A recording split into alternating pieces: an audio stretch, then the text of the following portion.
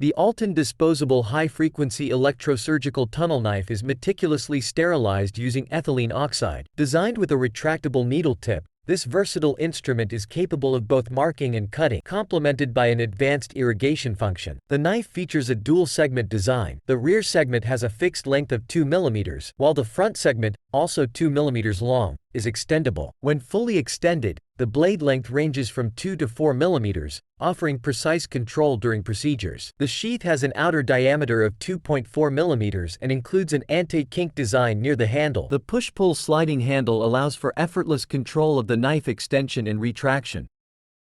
The handle is equipped with 2 ports, a standard high-frequency electric connector and a lure connector. Next, let's take a look at the irrigation. After connecting the syringe, this is the irrigation with the knife extended. The irrigation function improves visibility, precision, and efficiency in endoscopic procedures by maintaining a clear surgical field and ensuring optimal tissue hydration.